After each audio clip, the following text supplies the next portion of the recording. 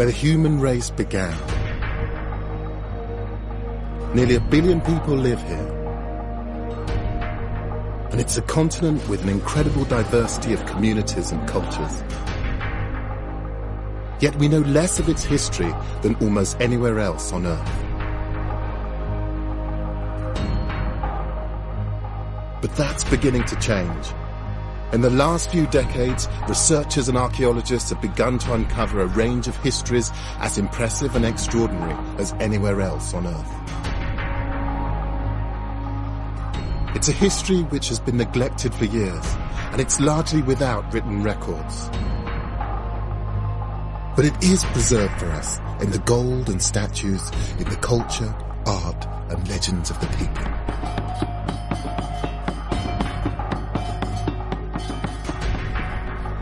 My name is Gus Casely Hayford. Over many years, I've studied the history and culture of Africa. As an art historian, I'm used to drawing stories from mute objects from the past. I'm going to discover the history and find out what really happened to the lost kingdoms of Africa.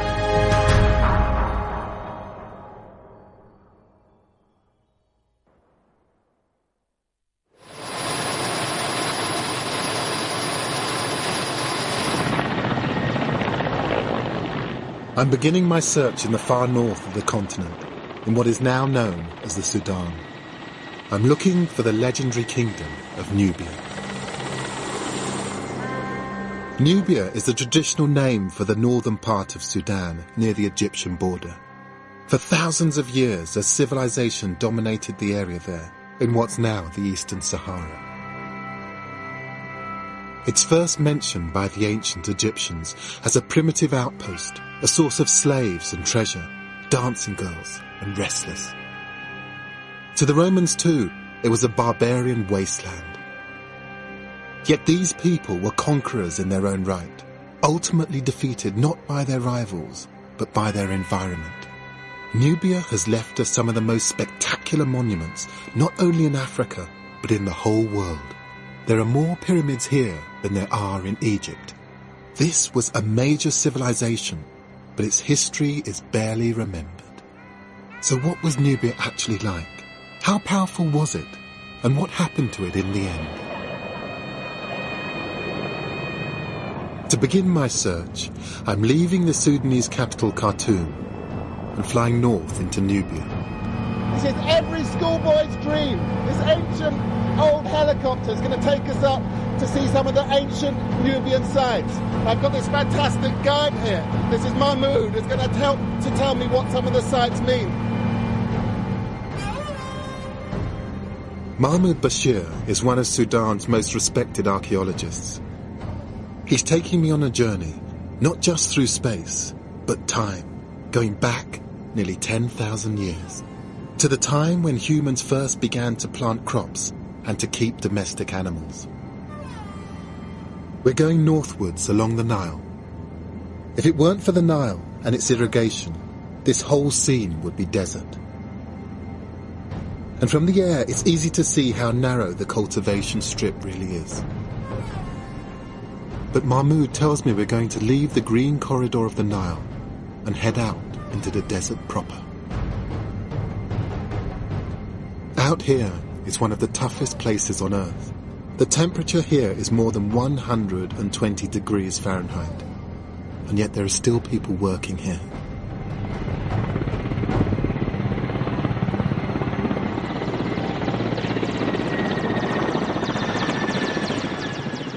This is where I'm going to start my journey, right in the back of beyond.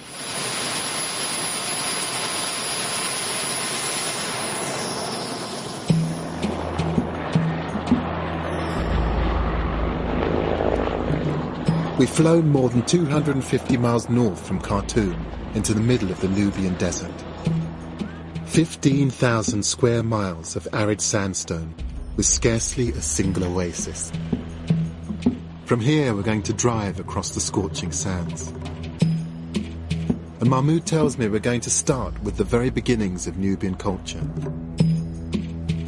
More than 7,000 years ago.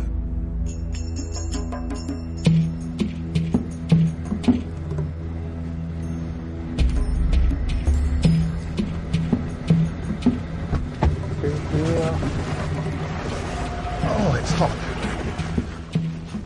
It's baking.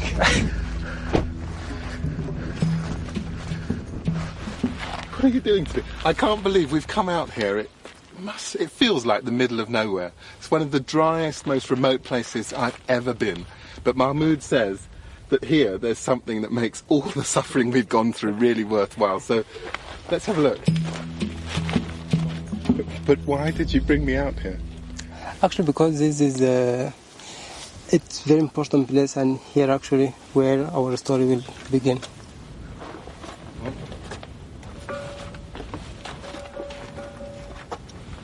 Something interesting.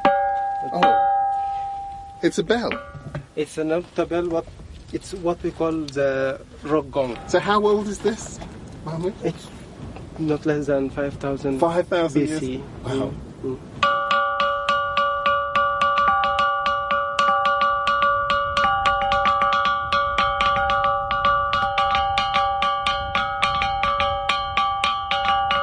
So I'm playing a 5,000 BC instrument. Yes. The actual sound is the natural result of the consistency of the rock, but it's been worn smooth by the actions of people playing it more than 7,000 years ago, long before the Romans, long before the pharaohs.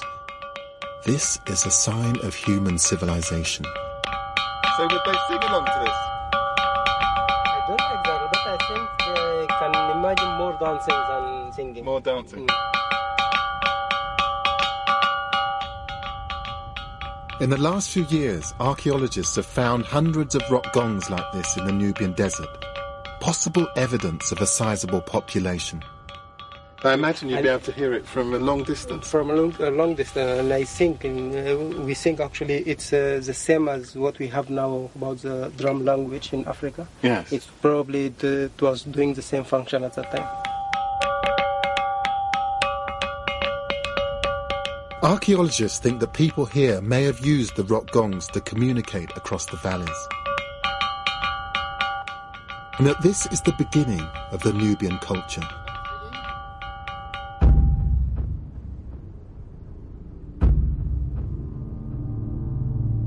But why here? This is the middle of one of the harshest deserts in the world. Mahmoud has something to show me. It's been a secret until recently. Now I will show you a very special thing. Oh, have a look at it. Oh, wow. That's amazing. It's cattle. Yeah. And how old is that? Something like 5,000, 6,000 BC. BC! BC. 5,000, 6,000. It's just astounding. When were these discovered? It's just last March. Can you imagine? Last March? We are in August. So not many people have seen it? 5 months ago, yes. You are the second after the mission who discovered the site. Really? Really. You are the second to be here. Rock art is the oldest form of pictorial representation known. Research has shown that the pictures are unlikely to be just a depiction of everyday life. Instead, they concentrate on subjects that are of great significance to the people who made them. So I'm amazed to discover that out here, deep in the Nubian desert, they should be making images of cattle. But this is desert, though. But it wasn't the desert in 7 or 6,000 BC. Mahmoud tells me it's a story of catastrophic climate change. Recent research has shown that some 7,000 years ago, most of the Sahara was in fact green. You can see the outlines of dry valleys or wadis. They were once big rivers which flowed into the Nile. And between them stretched grassland savannas of the kind that you have to go much further south to see today. So this area here, once upon a time would have had grass in it, it would have been lush, it would have supported cattle and probably complex communities as Yes, well. and even wild animals. What kind of animals might it? Yeah, actually, based on the rock drawings we have around here, we have lions, we have elephants, we have giraffes. So the the wildlife and the ecology of sub-Saharan Africa once existed. Yes. That's amazing. And this is the proof of that. Yeah. So you can imagine sort of the cattle, well, with a stretch of the imagination, the cattle in this valley, the river just down there. Yes. And people, someone at some point coming up here and with one of these stones just and making this depicting all this kind of drawings. Yes. It's amazing, really. Yes. Yes. Maybe the same people who play the rock gong are the same who depict these drawings here.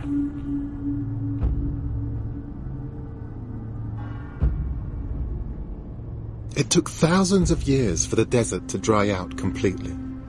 So the cattle herding or pastoralist society which created the rock art was able to develop into a much more complex community. And I'm told that they produce something quite spectacular. And that's where I'm headed for now. We're pushing northwards along the Nile, some 700 miles from Khartoum and less than 200 from the Egyptian border. Our destination is the small town of Kerma, which sits by the Nile. This was once the capital of the kingdom which the Egyptians knew as Kush. This was the heart of the kingdom of Nubia. Over the last few decades, archaeologists have uncovered the remains of an impressive city here, dating from around 2000 BC.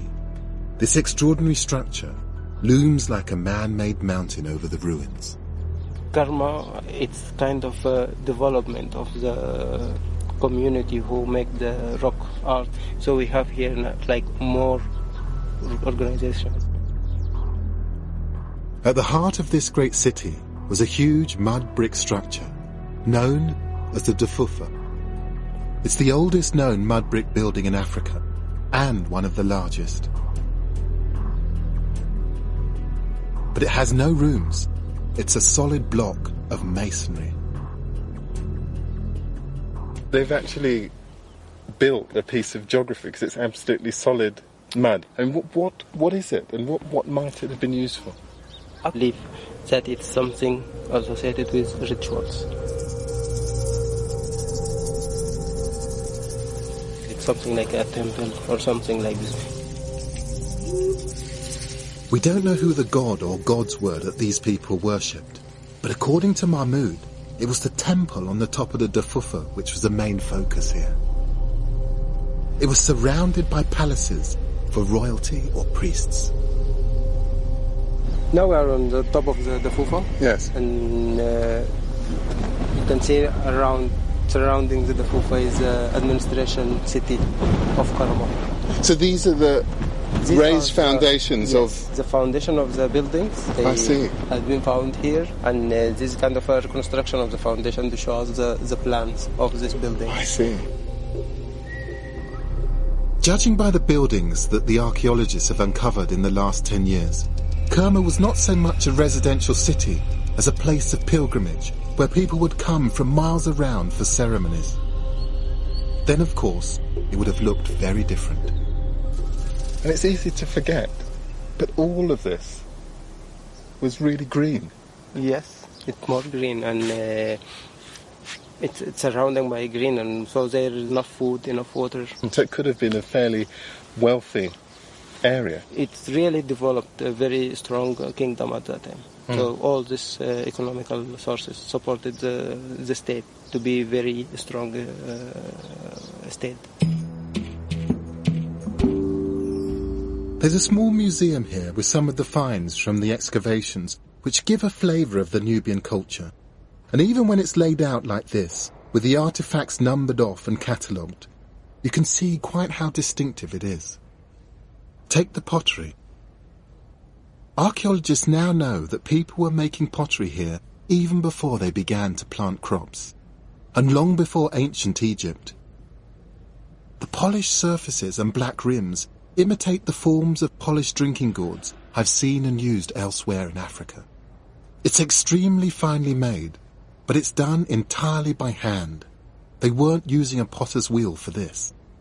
And the extraordinary thing is that this technique can still be found today, 4,000 years on.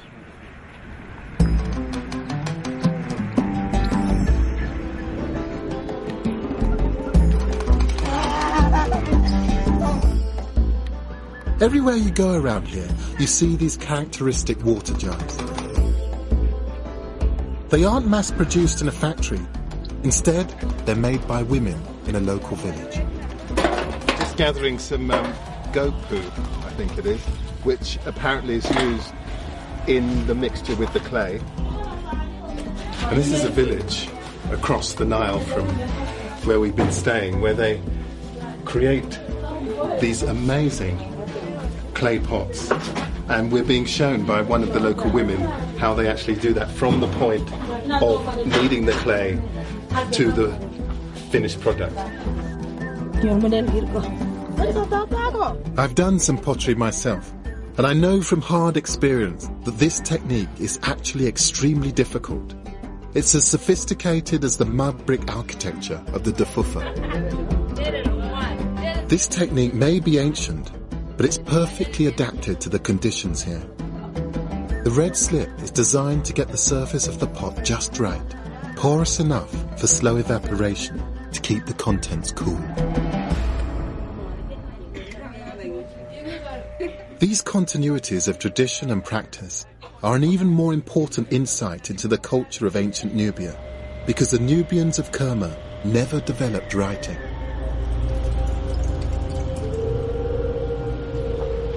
But archaeology has revealed some more astonishing insights into this ancient city. This is where the Nubians of Kerma buried their dead. The cemetery was first excavated by an American-led team in 1913.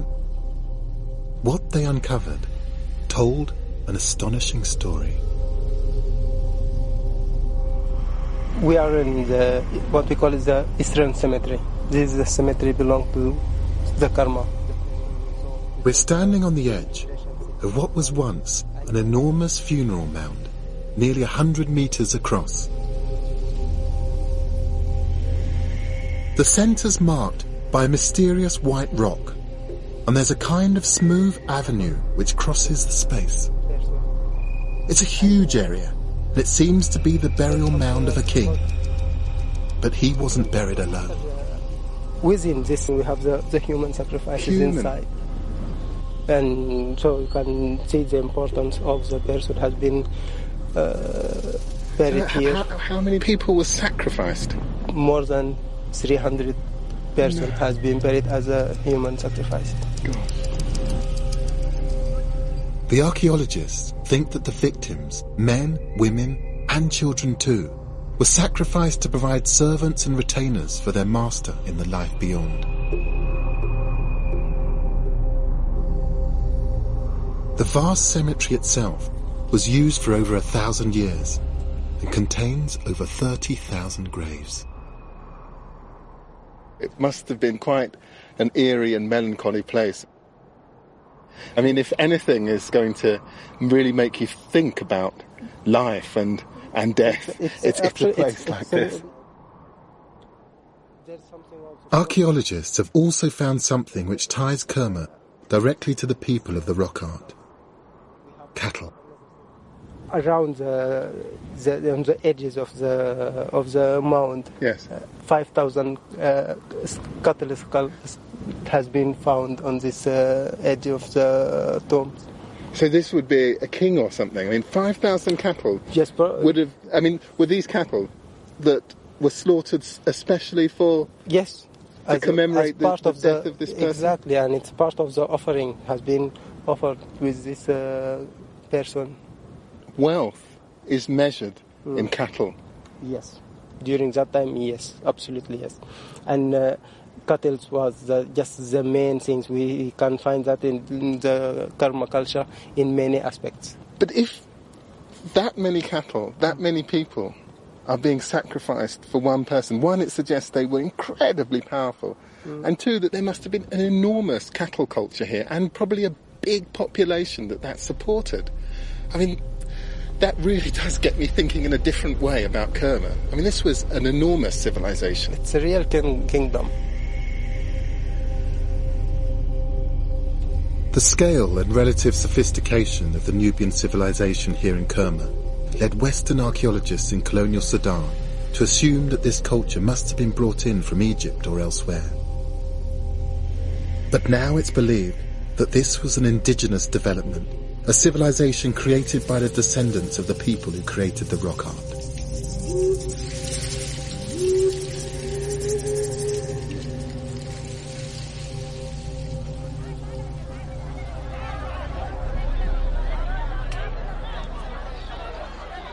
"4,000 years after it was built, the people of Kerma still gather like ghosts around the temple at the Dufufa.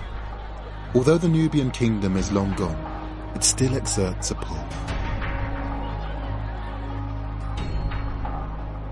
And these ruins have really affected me. In a sense, Kerma is the lost kingdom that I'd always dreamt of seeing. It's every bit as spectacular as anything that I've seen in Egypt. 4,000 years ago, the Nubians of Kerma were apparently thriving, with their great mud brick monument, their herds of cattle, and a sizable population. So why did they disappear, and where did they go?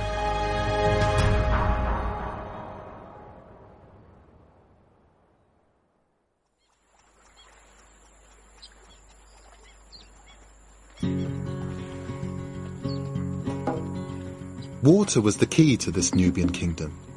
It provided the lush, fertile land on which their cattle-herding society was based. It was a different story for Nubia's northern neighbours, the Egyptians.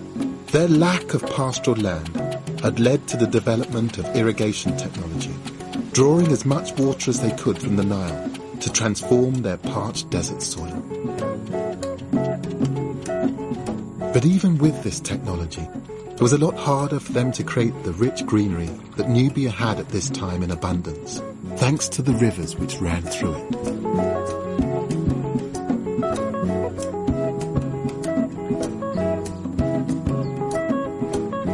Nubia was a tempting target for the ambitious pharaohs. There were frequent raids and retaliations. Then, around 1500 BC, the records show us that the Egyptians invaded.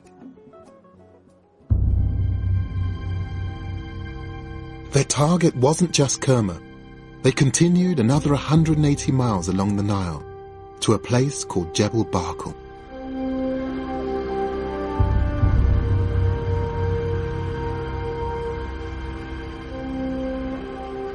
Mahmud and I are following the Egyptians' invasion route up the River Nile.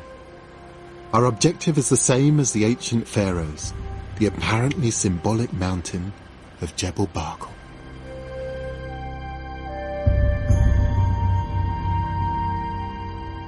You can see there is also a kind of feature on the mountain itself, like this very interesting pinnacle here. If you can just see from the top, like a crown on the head of a cobra.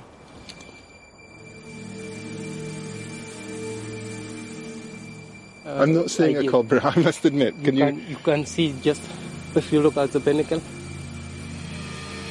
on the top, this is like a crown. That's it, okay. And you can see just beneath this size, you can see a mouth of a cobra, and even you can, if you concentrate, you can see a part of the eye. I think, so we're looking at something which is sitting like that, and you can imagine a sort of dancing cobra, and on its head.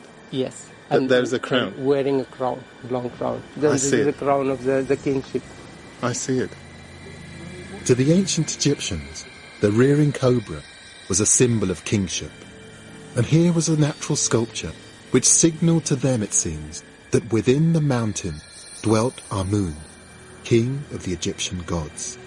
They felt that justified their conquest of Nubia, and so they built an enormous temple to Amun at the foot of the mountain. How did the Nubians feel about the Egyptians actually being here? At that time, the Nubia was completely controlled by the Egyptian. It does seem a little bit like colonialism. Exactly. It's at that time for the Egyptian, just looking at the Nubian as a barbaric savage. Egyptian images at the time of the conquest are explicit about the subjugation of the Nubian people. They clearly regarded them as inferior. The Egyptians, they used to call Nubia during that time as the miserable Nubia. Miserable Nubia. Yes. The images also make it clear that the Egyptians made the most of Nubia's natural resources and demanded riches as well as respect. Here the Nubians are bringing tribute, gold, ivory, along with wild animals, monkeys and leopard skins. And of course cattle are prominent. They even seem to have imported Nubian wrestlers to entertain them like gladiators. The people who built Kerma's magnificent buildings had, it seemed, been reduced to slaves. Or certainly that's what the Egyptians wanted everyone to think. There's a suggestion that even the name by which we know them is pejorative. The word Nubia originally meant slave.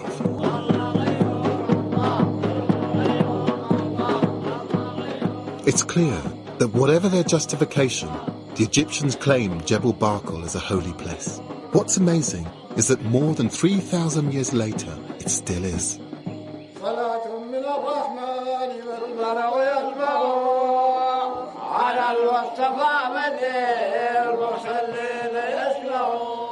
This evening, Mahmoud and I have come here to share the devotions of a local Sufi Muslim sect.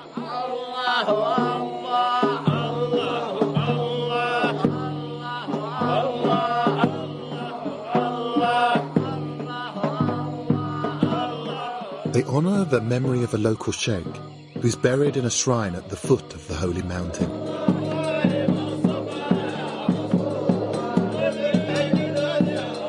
Sufi mystics were instrumental in the conversion of Sudan to Islam in the Middle Ages. In the process, they adapted and made use of local cultural customs. So although this ceremony is clearly Islamic, it's likely that it contains glimpses of far more ancient religious observances from this area.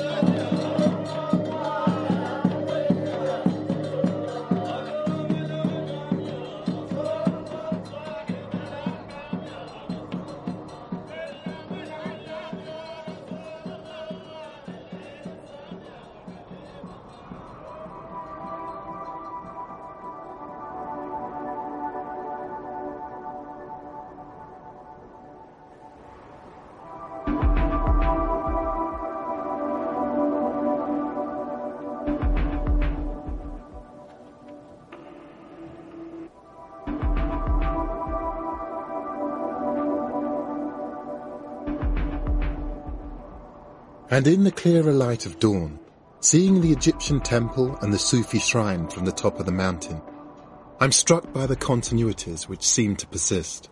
History piled upon history here. You can just feel it's one of those special places. And it sets me thinking back about those gongs.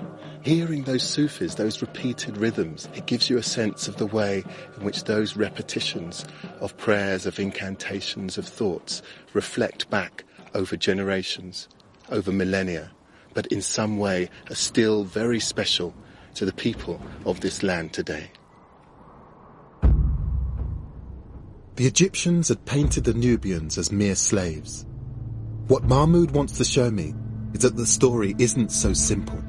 It's just astoundingly hot today. Apparently it's above 50 degrees and I've never experienced it before, but it gets above 50 in this environment and it's no longer just hot from the sun. It just feels like it's coming at you from every direction.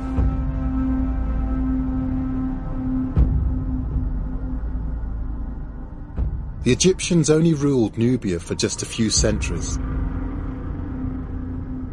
And there's hard evidence that the Nubians are able to get their own back on their conquerors. But surrounded by all these massive Egyptian remains, I find that hard to believe. Mahmoud says that if I had any lingering doubt that the Nubians turned the tables on the Egyptians, that would be completely extinguished by having a look at what's in here.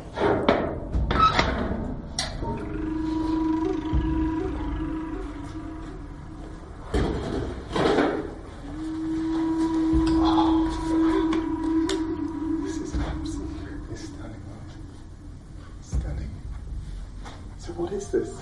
It's a temple, apparently built by a Nubian ruler called Taharka in around 700 BC. You can see here depiction of the holy mountain, Jabal Barqa, with the pinnacle on the shape of cobra with the sun disk. So that is where we actually sat, just under at the bottom of that. And that's exactly where we are now, here, just beneath the pinnacle itself, here inside the mountain. And we have here Amun, depiction of Amun. Actually inside the mountain, dueling. In here? Yes. And in front of it we have the Harka, giving offering to Amun. So Taharka representing the people here. Yes. But what these images show is that Taharka wasn't just a ruler of Nubia. He was also a pharaoh of Egypt. The conquered had become the conquerors. He was one of a whole dynasty of Nubian pharaohs, which ruled over the entire Nile Valley under the auspices of Amun. And Taharka wearing the crown with two cobras, which means that he is the king of the two lands. Wow, astonishing. Yeah. Because usually these things are so ambiguous and that you have to make a bit of a leap of faith with history or archaeology. But this is absolutely categorical. And suddenly I'm seeing that snake again.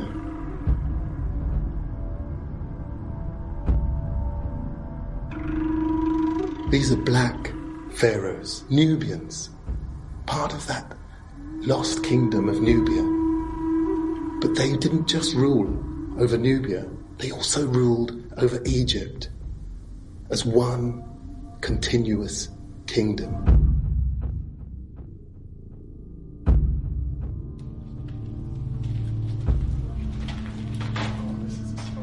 These hieroglyphs show how Taharka celebrated his joint Nubian-Egyptian kingdom in the sanctuary of this temple. On the one side, he depicted the Nubian gods, and there is a wall here, with the Egyptian deities on the other.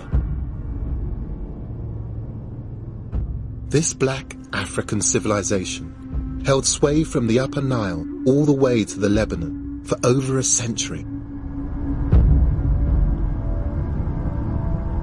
These statues, discovered only a few years ago, give us a portrait of the Nubian pharaohs in all of their self-confidence. These people ruled the whole area from here down in the Nubian territory right the way up into Egypt. And you can tell that by looking at their headdress. These two snakes, one for Nubia, one for Egypt. And you can tell how threatening they were to the Egyptians because they've all at some point had their heads knocked off. Just look at them. And though they were unable to keep their hold on Egypt, the Nubian kingdom survived for centuries afterwards. But now they had acquired some Egyptian habits. From this time onward, Nubian rulers would be buried in pyramids like the pharaohs of old. There are more pyramids in Sudan than in Egypt. But this wasn't simple imitation.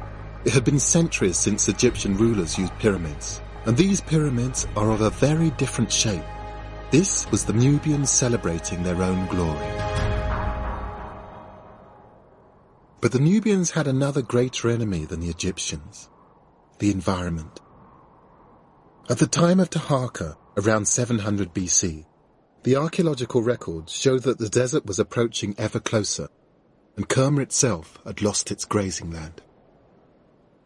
The pressure of the desert meant that the heartland of the Nubian kingdom now move further south, another 350 miles along the Nile, around a place called Merowe.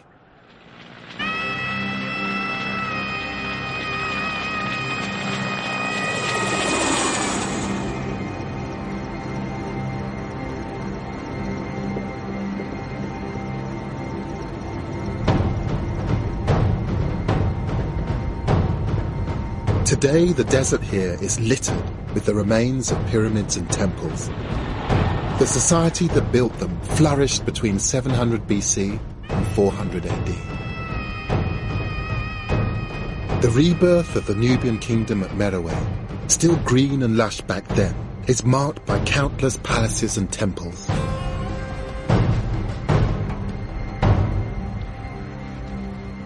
And although the Egyptians had left their mark on the Nubian culture, there's evidence here also of more ancient Nubian beliefs. I can see the Egyptian influence in the shape of this temple. But the relief sculpture on the walls expressed a decidedly un-Egyptian worldview. By 200 BC, the Egyptian god Horus has been demoted to the back of the line. So this is in the line of seniority? Exactly. Even the great Amun of Jebel Barkal is playing second fiddle to the completely non-Egyptian war god Apedemak. He's more senior, shown presenting the sign of kingship to the Nubian ruler. And there's another way the Nubians held on to their traditions from before. Mahmud has brought me to one of the most spectacular sights in Sudan, the royal cemetery itself, where the Nubian kings of this period were buried in their distinctive pyramids.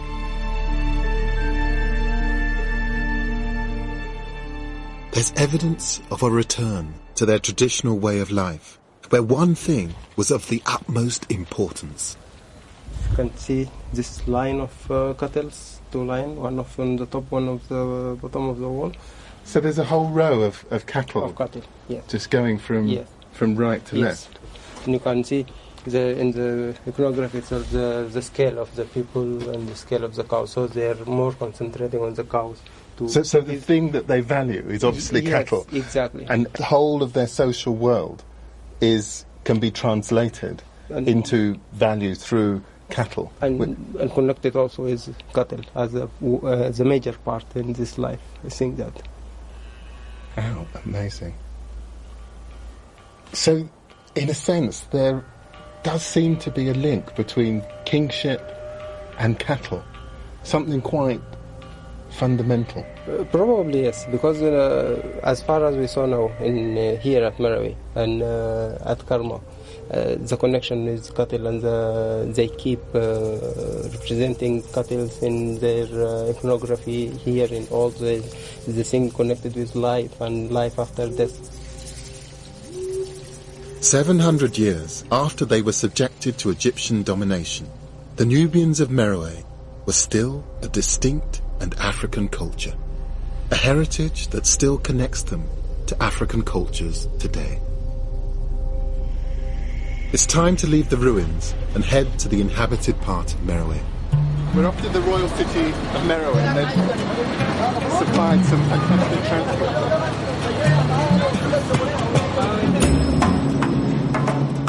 Modern Merowe is where Mahmud carries out his main research.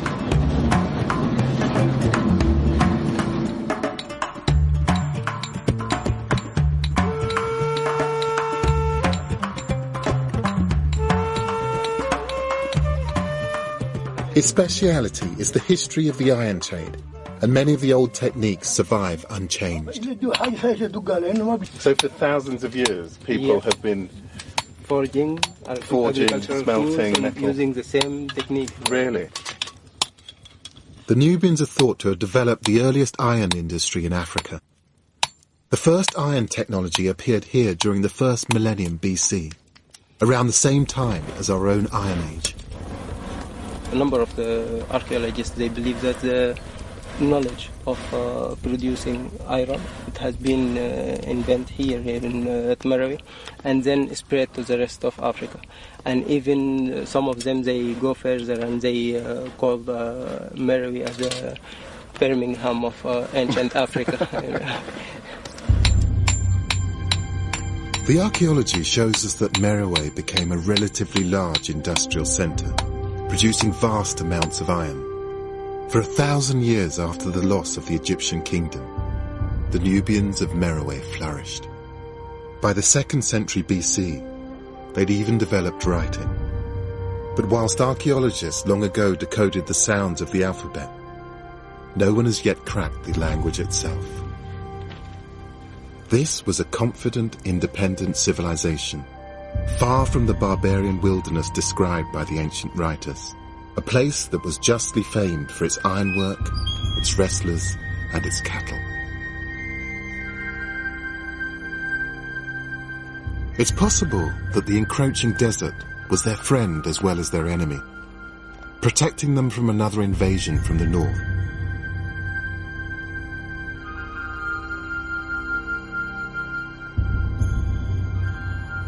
But the desert continued its relentless incursion. It had long ago destroyed their civilization at Kerma. Now too the Nubians of Merowe saw their grazing lands disappearing. This land is just dry and desiccated. Nothing could grow here. But can you imagine actually having invested your livelihood in living here as a farmer just to see it all turn to dust? And you can imagine the people thinking this was just obviously something which might have been seasonal, perhaps a few dry summers or winters, and then it just lasted forever, changed the culture, changed the landscape, and eventually the people would have had to have given up. With the desert came one of the few animals to thrive in its conditions, the camel. They were first domesticated in Arabia about 1000 BC and took some time to reach Nubia. When they did, they eventually brought a nomadic way of life to the Eastern Sahara, and everything changed. By the end of the 4th century AD, the nomads around, or the tribe around Merowe, they start to control the trade routes, making problem for the Meroitic state.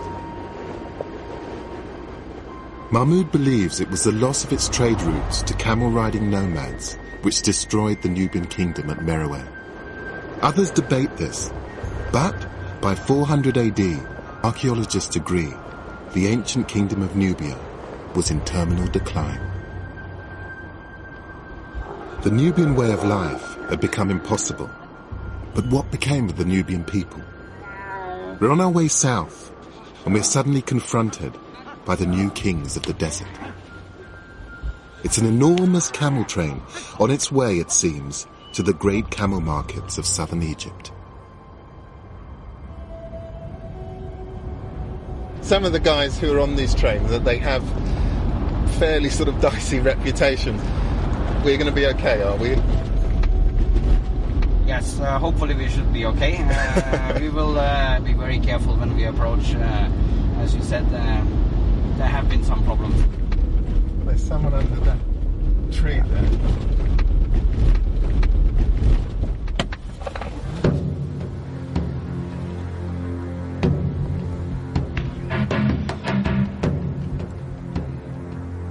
When we meet up with the camel herders, we're given a friendly greeting.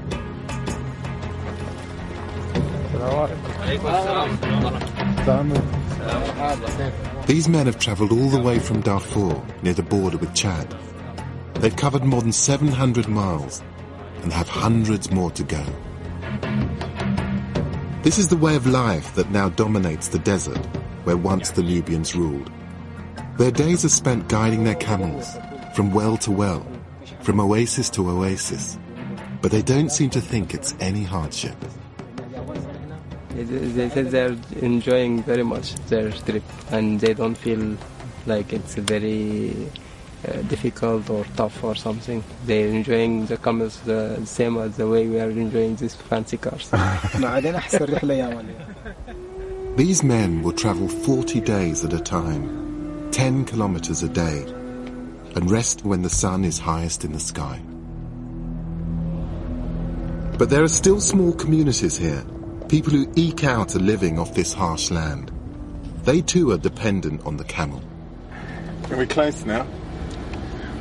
Yes, we are almost there. We're almost. Right, from here. I wonder if these people are among the descendants of the original Nubians. But where once their ancestors lived lives defined by lush grazing land, these people must cluster around small wells.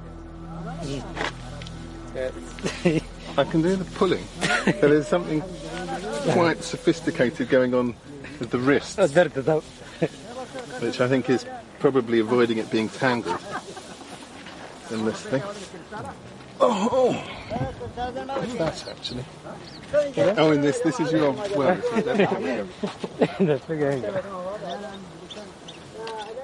It's a sharp contrast to the pastoral way of life which once thrived here. And getting thirsty animals watered is laborious work. wow.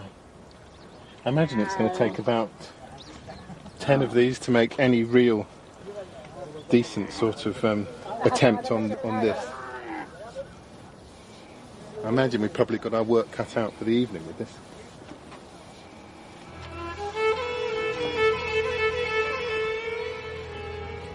This is a culture perfectly honed to the desert, but it isn't Nubian. To see if there are any traces of the old Nubian civilization, I'm going to have to head out of these desert zones further south. Central Sudan, and here is the landscape of ancient Nubia. It's just great to see this green environment, and it's just so reminiscent of what Kerma must have been like. Not just the housing, the farming technology, but just the landscape. This green landscape is just what it must have been like.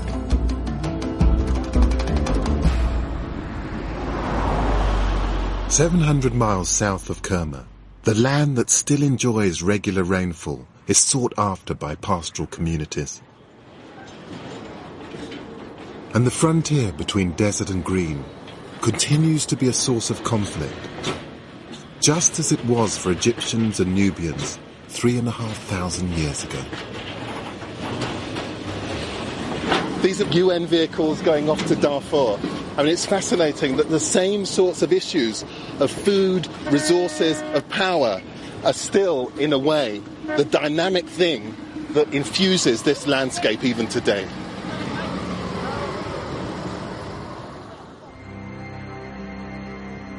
A key component of the recent fighting in Darfur in Western Sudan was a dispute over lush, well-watered pastures.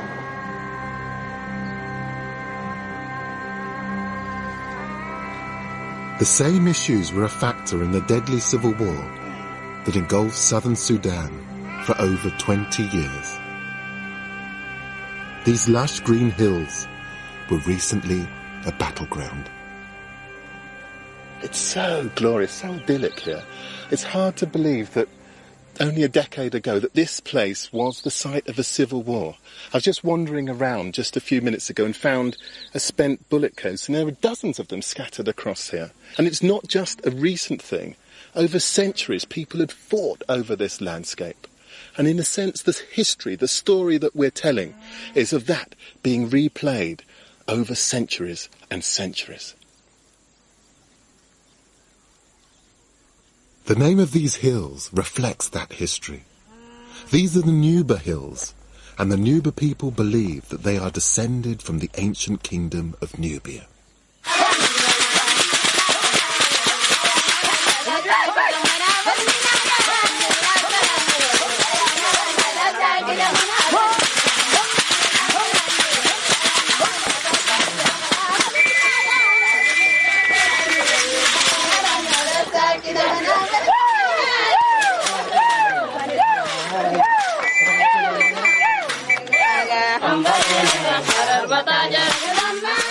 I've come here with Shaza Rahal, educated in Britain, but a member of a traditional ruling family here.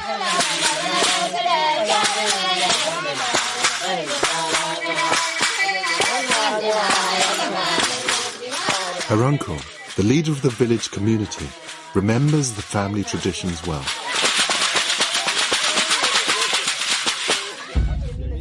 أنا اسمي محمود إبراهيم تولي.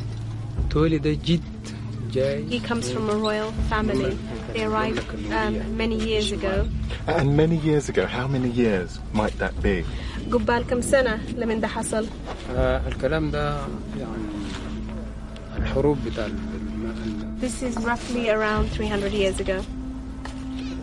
Their tradition says that they originally came from an area near Merowe, that ancient Nubian city, more than 500 miles away. I'm really keen to find out if there is a connection between the people of this region, the Nubia, and ancient of Nubia. I'm just really keen if this very much living place has a connection with that old mythology. هم النوبيان في مصر أيوة. والنوبي في الشمال أيوة. والنوبي في الجبال أيوة.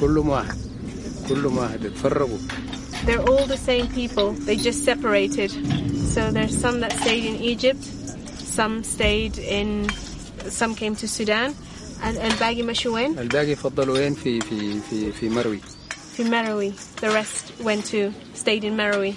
The only difference between here and there, you will see, is the color of the skin. Really? But in terms of the language, it's the same. The traditions are the same.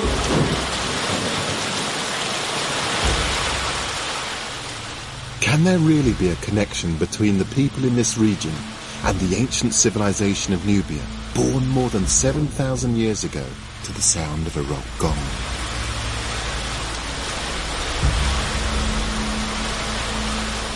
The extraordinary thing is that although we're miles from ancient Nubian lands, there do seem to be some echoes of those far-off times. Today the young men still compete in what has become their most famous sport, wrestling.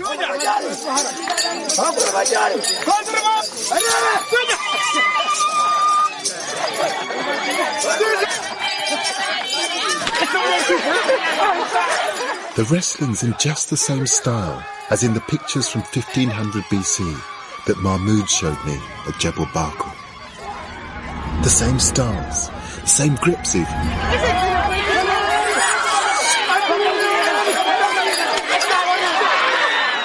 Can I finally get to grips with this ancient civilization I've been searching for? I have to have a go.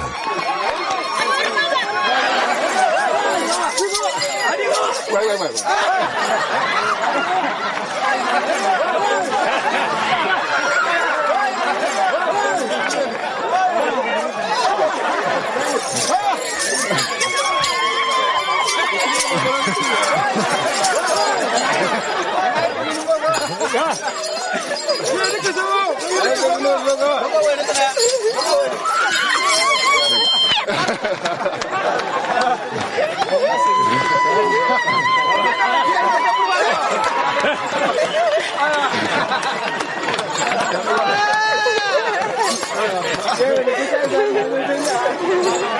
That's just amazing. But suddenly, I begin to realise this is just like those ancient Egyptian hieroglyphs of wrestlers. Just like it.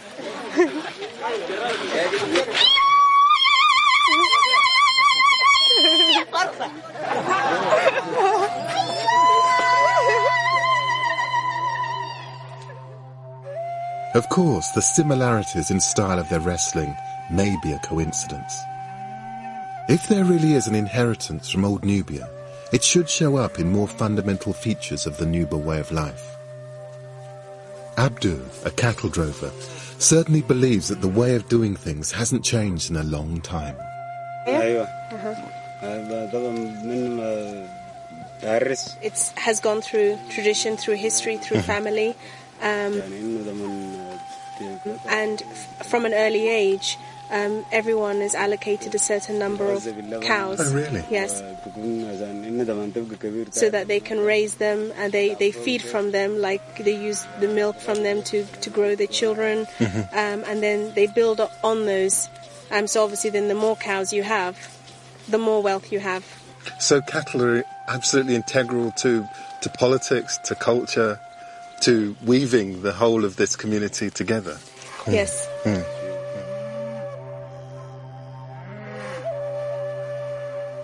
There are cattle cultures like this one, right across Africa, from here in the hills of Sudan down to KwaZulu in South Africa. And so many of them are connected to kingship. It's possible that many of these stories may have begun in ancient Nubia, right the way back to the rock art people and Kerma.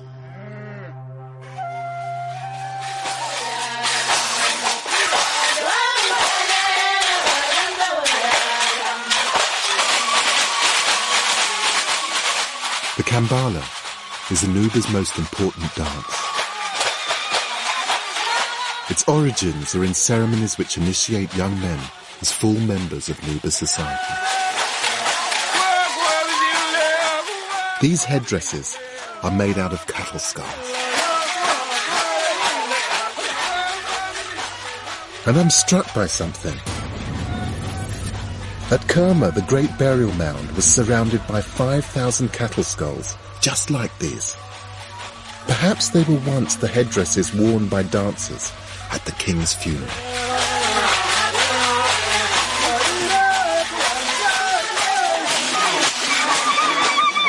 Who could fail to be convinced by this? I mean, this is those ancient Kerma cultures just brought to life. I mean, the cattle. I mean, you can just feel it. This is women singing about the cattle. This is men reliving those ancient traditions. This is absolutely everything that I've seen along the journey, but made it alive in this incredible dance. Are these people the descendants of that ancient kingdom? There seems to be an inheritance expressed in traditions about cattle, about wrestling, and in legends about an ancient homeland. Beyond that, it's difficult to be certain of the links between the people of Nubia and those of ancient Nubia. But such a connection would only be icing on the cake.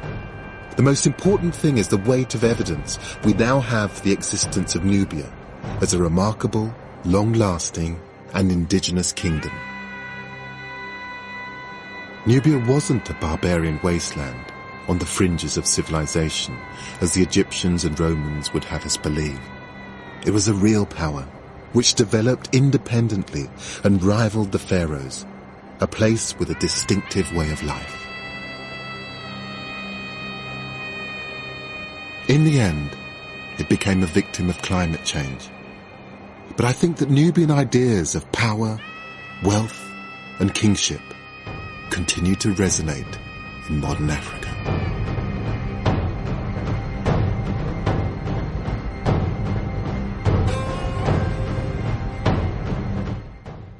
We're setting off on a journey of discovery in the wake of Egypt's first female ruler tomorrow here on BBC4. The pharaoh who conquered the sea is at 9.